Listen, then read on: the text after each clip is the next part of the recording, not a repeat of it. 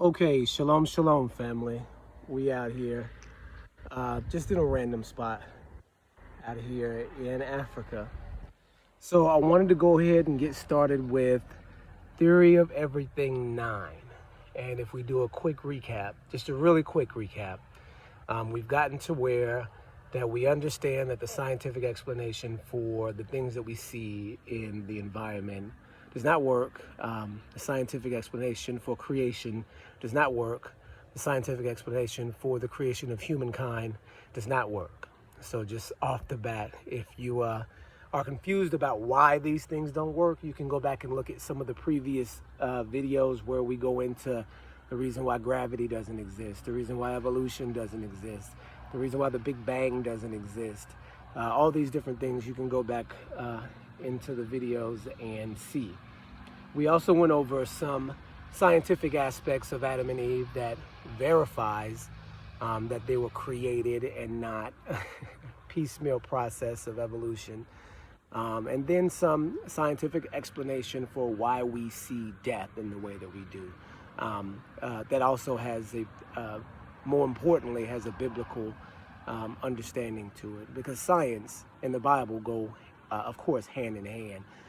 Book of Proverbs, the fear of Yah, the fear of Yahweh is the beginning of wisdom. And if you go a little bit further, the fear of Yahweh is the beginning of knowledge. So anybody that does not fear Yah has no knowledge, doesn't even have the beginning of knowledge. So that's a cue to all of you atheist scientists out there that there's no way you can understand anything without first fearing Yah and understanding his information.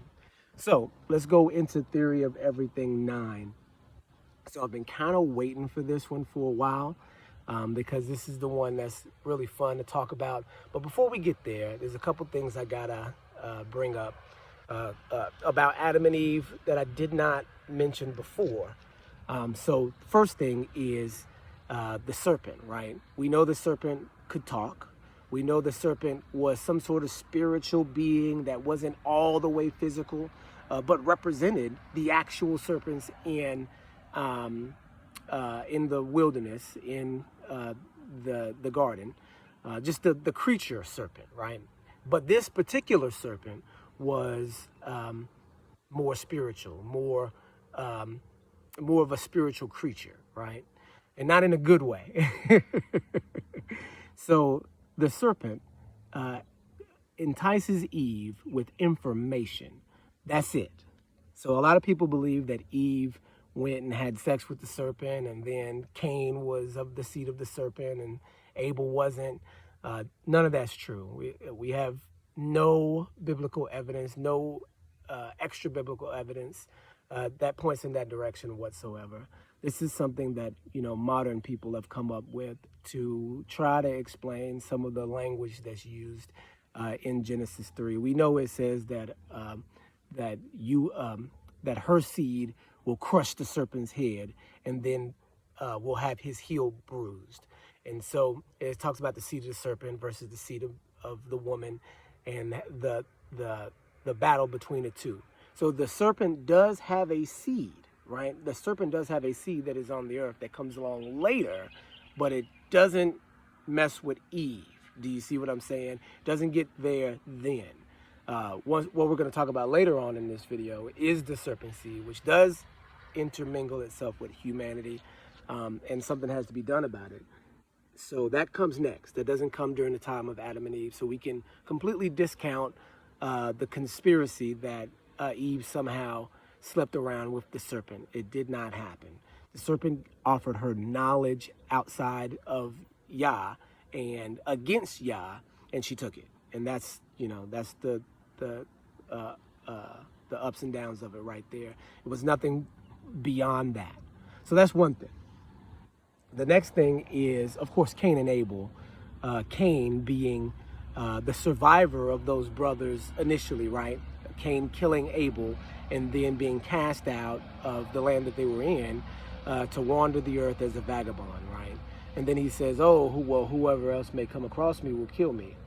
Again, at this time, he knows that Adam will be having more children, his father. and he knows that they will populate the earth, because that was the commandment that Adam was given. And not only that, the creatures, the beasts, will also know, because not only were there creatures and beasts, there were spiritual entities that were also, intermingling within these creatures as well. Just like we saw the serpent was a half spiritual, half fleshly being that was able to take different forms. You have different creatures that were out there doing the same thing, angels and things of that nature doing the same thing. And you have the descendants of Adam that would come after Cain, because remember, everybody's living 800-900 years, so there's plenty of time for Cain to still get got by his brothers and sisters, right? And here's the other part of that equation. He later on takes a wife, right? And so from his sisters, he would have had to have taken a wife, because we know there are no other people that were born out there from any other families. And we have reference of that. And I can't remember if it's in the book of Jasher or in Jubilees, but we do have reference to Cain marrying one of his sisters. And again, this is, the era before the flood, so things were just a little bit different in this era. So, okay, that ran a little bit long, and so we may have to get into two parts with this next part, because this part is, for me, really, really kind of mind-blowing to know that we had a world that was the way the world looked before the flood. Okay, so let's get into the pre-flood world. Let's get into Noah. Let's get into Enoch. Let's get into Lamech, and there's all of these different people that lived before the flood. So what we want to indicate is, and this is going to be a little bit controversial, not really, but I want to put a concept in your mind here, and this is two concepts from an understanding you may not have connected on your own, or maybe some of you have. So here it is, and here's the statement I'm going to make, and I want you to think about it. So Noah was from Atlantis. I'm going to say that again. Noah was from Atlantis. So now it sounds like if you're looking at it from a literary or a collegiate perspective, they would say comparative mythology, right? That would be the course that would deal with Noah and Atlantis together, right? The concept of Atlantis being the lost continent that sunk into the ocean, and then the concept of Noah being the flood that came on the earth and covered the entire earth, right? So do you see how those two ancient stories, Atlantis sinking into the ocean and Noah being risen up over the earth by rains and floods, are the same story? Can you see how they're the same story? Okay, so what people don't often recognize is that in every culture in the world, it doesn't matter where you go, it doesn't matter how remote, it doesn't matter what race or nationality they are, every single ancient people group has a story of Noah. Now, his name is not always Noah. His name is not always something that even sounds like Noah. There are a couple of Babylonian tales that there's a guy named Upanishad who appears to be the Noah figure, right? So we know that stories get passed along, and then names get changed, and then cultures get appropriated, and stories get appropriated, and things happen. But if you look at in the American Indians, in the Chinese, ancient tribes, ancient stories, ancient Aborigines, Africans, Europeans, every Amazonians, South Americans, every continent on earth, every ancient tribe has a story that is not only similar to Noah, but really almost identical. So and you can look it up. There's some charts that chronicle these ancient quote-unquote mythologies that compare the different stories and from what tribes they're from and where they're, located in the world. And the chart points out all the similarities, right? In some stories, the Noah figure lets out a bird that is a crow. Some of them is a raven. Some of them is a dove, right? And the biblical story is two, right? So in these stories, there are 8 people that are survivors: a man, a wife, and then 3 sons and 3 other wives. In these same stories, nobody else, the entire earth was covered. Nobody else survives. In all of these different stories, in these same stories, these sons and father repopulate the earth. All of the stories are almost 100% identical, and there are like 100 of them from all over the world. Cultures that don't even have any historical contact with each other. And what that means is that the story of Noah is true. That you're looking at 100 different, independent witnesses to the story of Noah, right?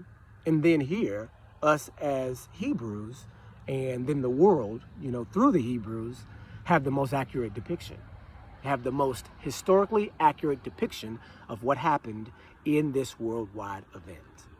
And it has to be a worldwide event that was cataclysmic in nature, because it was so important and so widespread that everybody knows about it. Now, a lot of people will say that the flood was local, or it was this local flood. No, it was a world flood, right? So we go into Greek culture and to, I believe, Aristotle, who mentions, and correct me if I'm wrong about the Greek historian that mentions Atlantis, but he does, and he mentions it at a very early time period, 500 to 400 BC, right? Starts to write about this ancient continent of Atlantis, right? And so what he says about it is that it was a lost, technologically advanced society. The rules in this society were perfection, and that everybody lived in harmony, and that the advancements were so complete that they managed to overcome things like crime and things like, disputation and war and all of these different things, that it was a perfect society. But the society became so advanced that its own technology drove it into the sea, or that it sunk into the sea. There have been additions to the original story of Atlantis that is beyond the ancient context. But the bottom line is that this highly advanced, technologically advanced, morally advanced civilization sunk into the ocean, right? And so that story is from ancient Greece, but it's the same story from the Bible of Noah. So that means if you put those two stories together, if you use the Greek terminology and the understanding that you have from the Greek terminology and fit it with the actual history of Noah, you have the same story. You have that Noah was an Atlantis survivor, right? Because what we have with Atlantis is that, people believe it's this lost continent, this one continent. No, Atlantis was the entire earth. Because at that time, we know that angels, and here's where it gets a little bit crazy and strange, and you people that do this research, that know about Genesis 6, will know where I'm going with this and how the world used to appear before the flood. You'll know, if you do some research about this world that the Greeks called Atlantis, it was a wicked world. The scripture says that sin was on the minds of man continually. Like, they didn't think of nothing but sin, right? And that innocent blood was shed. Not only that, you had angels, spiritual beings, creatures that were not from earth, coming down to earth and causing havoc in a lot of different ways. For one, the Bible says in Genesis 6 that they were taking wives from the daughters of men and having children, marrying them and having children with them. And then these children were going on to become giants. Now, the word giant is actually the word Nephilim in in ancient Hebrew, and that doesn't mean giant. It means fallen one, because Nephal means to fall. So Nephilim is the fallen ones. So these angels took wives and created fallen ones. So these fallen ones then go on to become what the Bible says is mighty men, men of renown, men of old, ancient people, right? So again, if we go back to, and we're gonna run a little bit long, if we go back to Greek mythology, because, you know, for the most part, Greek mythology is promoted in our culture more than any other mythological creation. I mean, mythological culture, cultural story, right? And we call them mythology with the connotation that a myth is unreal or is something that was made up and passed along. But no, these are all actual historical events that now are, with our quote unquote modern scientific understanding, we deem to be unreal because of the sensational aspects of it, like giants and spirits and all that. And we don't necessarily see these things today. And there's a reason for that. We can go into that maybe a little bit later if we have time. So what we're looking at is that these angels, which it says in Genesis 6, you can go ahead and, once you get an opportunity to look it up, Genesis 6, the angels came down, saw that the women were beautiful, took wives, and then began to have children by the wives. And these children weren't average everyday humans. They were called fallen ones, but they had abilities, powers, right? So it says men of renown, men of old. We know some of these figures, Hercules, Perseus, Odysseus, right? All of these characters from Greek mythology that we know in the Greek, you know, the Greek scriptures of their ancient writings, that they're saying that their fathers were gods, that, you know, the god of lightning, god of thunder came down and procreated with this woman and had this person who went on to become a hero of Greece, of this ancient nation, right? And so we see that exact story, except from the righteous end of it, in the Bible, right? So all of the Greek mythological stories about the beast with 3 heads, like Cerberus, the dog that leads you into hell, or that guards the gates of hell, or the Cyclops, or the Minotaur with the half bull torso and then the human legs. All of these creatures are possible in that ancient world, because if you also continue to do research on what Genesis 6 is talking about, you'll run into the book of Enoch, which describes exactly what happened. That not only did the angels come down and take women, they also came down and took beasts and creatures of the earth and made all these weird abominations, giants and half man, half animal creatures. And just, you're looking at a world like Lord of the Rings. You're looking at a world like, what's another fantasy story? But this is the one that I can think of, Lord of the Rings, where you've got giants, you've got ogres, you've got dragons, you've got these strange creatures that, you know, are just products of angels coming down and disobeying the commandments that Yah had given them, right? And then turning every man from their way. Because not only did the angels come down and disobey with the beasts of the field and with the women of the earth, they also came down with these secrets from heaven, like secrets for war fighting, secrets for manipulation. Like, for instance, makeup comes from angels. That, you know, you put a little bit of on your lips to make them look redder, on your fingertips to look redder, for women, of course, because that shows vitality. It shows vitality, that your fingernails are red because there's a bunch of blood in them, which means that you are prime and ready for, you know, copulation. So on a psychological level, red lips, really, really red lips, and really, really red fingernails indicates vitality, and vitality indicates fertility. And that's a method psychologically that you can use to manipulate a man that psychologically and biologically will desire a fertile woman, right? So that's how makeup works. And of course, mankind didn't have access to that psychological understanding.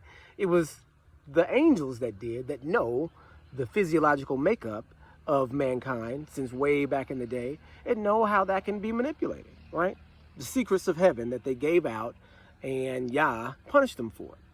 So all of this stuff was going on in the pre-flood world, and you can kind of see Yah looking down and saying, oh my goodness. And of course, Yah knows that this is going to happen already because he set, all of this stuff up. But he's looking at it and saying, here it is, it's come to pass. It's time to start again. And I choose this man and this family to start with, right? Noah, who found favor in the eyes of Yah, right? So found favor in his eyes and was perfect in his generations too. We can't forget that. That means that his DNA wasn't corrupted with the angelic bloodline. So we see here what Genesis 3 is talking about when the angels come through and pollute the bloodstream of humanity and cause all this wildness. Noah wasn't party to that. In his generations, nobody had done that, right? And we have the line all the way down to Noah with Enoch and Lamech and Yared, all of these different people in this line, all these different righteous men in this line. And then many of them were kings too. So we know that Noah didn't have any of that admixture in there. But what we also know is that in Genesis 6, it says that there were fallen ones in the earth before the flood and after the flood.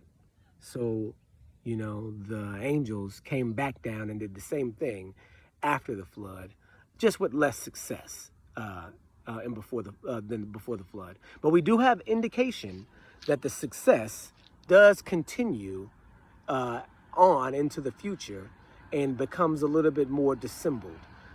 We have a very cryptic message in Daniel chapter 2 that says, iron and mirror clay with the final kingdom of the earth, and they will try to mingle themselves with the seed of men, I believe it says. And forgive me if I'm missing these quotes, but this is Daniel 2, the story of the statue, the dream, where the stone not cut by hands comes down and smashes the feet that were partly of iron and partly of clay. So you have a strange verse in there that says, and they will try to mingle themselves with the seed of men, but they will not cleave one to another, just like iron does not cleave to clay, right? So who is the they there? They will try to mingle themselves with the seed of men. It can't be men because it says they will try to get with the men. So it can't be men, right? So who are these creatures that try to mingle themselves with the seed of men at the end of the world that is only partially successful, right? Because it says they won't mingle.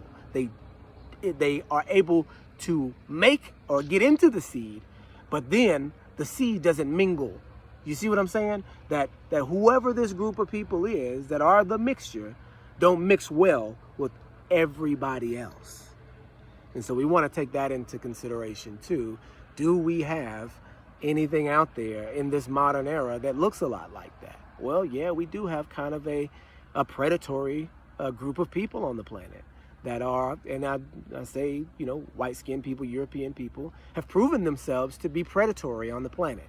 And now what that means as far as spiritual concerns are, it's not for me to say, right? A lot of people say, okay, well, these particular group of people can't be saved because they must be from this Nephilim race and all of this different stuff.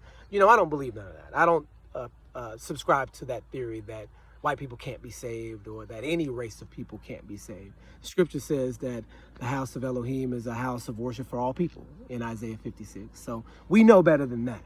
But we do know that Nephilim bloodstream is out there, and that will be a hindrance for that group of people for sure.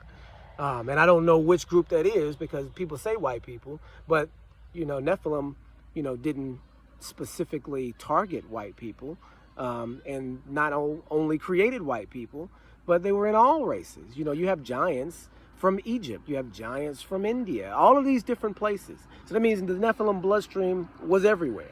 And I would even go as far to say that maybe even in some Israelite communities that you have that Nephilim bloodstream in there too. So now don't quote me on that because I don't see any biblical reference for that, but that doesn't mean it can't be the case.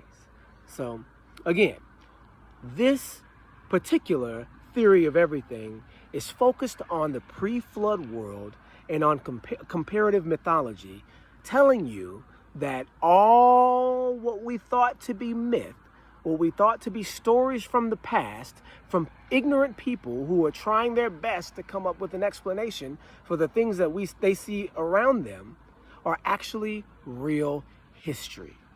Actual history that we can see in the Bible, that we can see with multiple witnesses all around the world. No matter how strange it is, if you have multiple independent witnesses, especially coming from the Bible, then it must be believed. It's verified. So what we don't have witness to is evolution, gravity, Big Bang, all of those things. You know, all the scientific explanation has no witness. No witness whatsoever. Just modern, supposedly modern understanding. And that's why you know that the concept of evolution can't be true. Because at this point in time, we're the dumbest people in history.